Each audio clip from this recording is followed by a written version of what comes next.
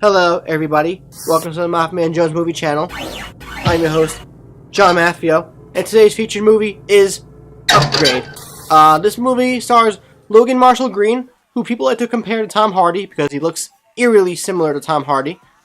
It's directed by Leigh Whannell, who wrote the first couple Saw movies, the Insidious movies. He's worked with James Wan a lot, if you didn't know that. But this movie is a sci-fi revenge, also cautionary tale about a man who loses his wife in a tragic accident because some people run them off the road and, kill her, leave him left alive, and he becomes paralyzed from the neck down. But he's presented with a chance, an opportunity, to basically regain his life back and be able to regain control of his entire body via a new systemic technological advancement from a friend of his that could, it's this little thing that they put in your back and then suddenly you regain control. But on the flip side, there are some consequences because since he regains control of his body, he also has an AI that can help control his body and take over when necessary. So obviously he says yes because it gives him a chance to get revenge for the people who killed his wife. But some things happen along the way, and not in the way that this character would expect. I didn't come out of this movie loving it like I thought I would. However, I do think it takes very interesting turns, and it's a movie I'm not going to forget anytime soon because of the direction of the story. Logan Marshall-Green, I saw him in Prometheus. He was fine in that. Then I've seen him in a couple other movies. He was in Spider-Man Homecoming as the first Shocker. Okay. But this is the first movie where I'm watching and I'm seeing a guy who's coming into his own as an actor who I hope gets more because this is his breakout. I think this is the movie that will break him out and actually getting some awesome roles in the future because he really kills it.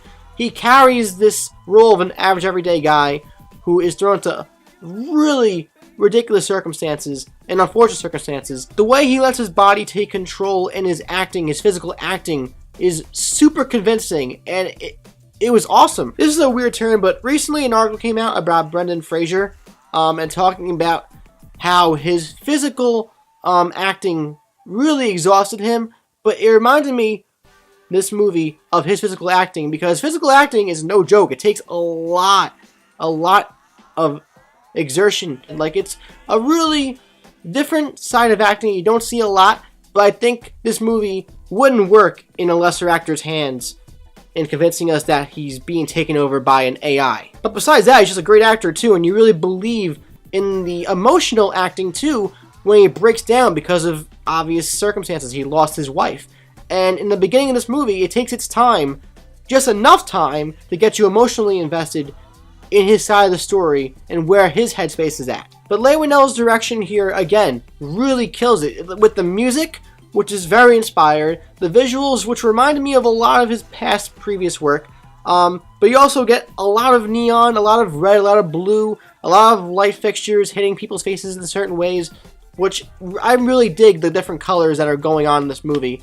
But the direction ultimately is what makes this movie special for me, because I didn't love it, but it's also something that really hits home about the cautionary tale of technology and why we shouldn't let it have an artificial intelligence. Artificial intelligence is a no-no. As we've learned in plenty of movies before, this movie takes the same type of cliched idea, but does a new, fresh, innovative turn on it. And there are some revelations that come out by the end of the movie that, looking back, do make sense. And sometimes that's not always the case. You'll look back and think, well, that doesn't really make much sense. But for this movie, it does make sense, in my opinion, and it makes the movie all the more tragic. The ending of Upgrade is one of the more compelling endings for me in 2018 because of what it's trying to say.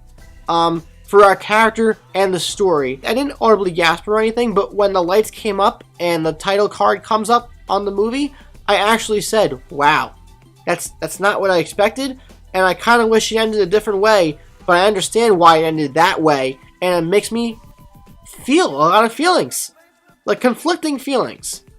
And I love walking out of a theater actually thinking about a character and either feeling happy or sorry and genuinely feeling that emotion that the movie was going for. So ultimately, this is a sci-fi flick that has things to say, but it doesn't really shove it in your face, but it's also superbly entertaining and gives you a character you can get behind the whole way through.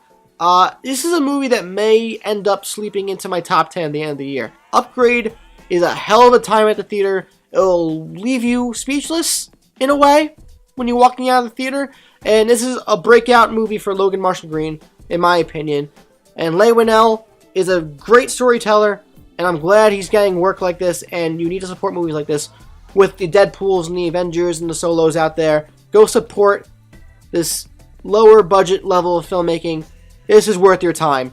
I'm going to give Upgrade a 3.5 out of 5 stars. A very encouraging, darn good Applebee's meal. Definitely see this, please. But now I want to know from all you guys and girls, what you think of Upgrade? Let me know in the comments down below.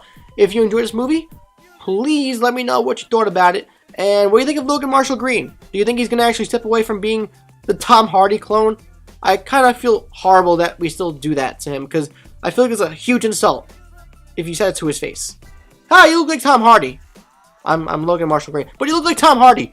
Shut up! He looks like Tom Hardy. If you enjoyed this review, please like the video, ring the bell, subscribe to my channel if you haven't already, check out my social medias, and my Stardust down below. I'm John Maffio, aka MaffmanJones, and I'll see you guys next time.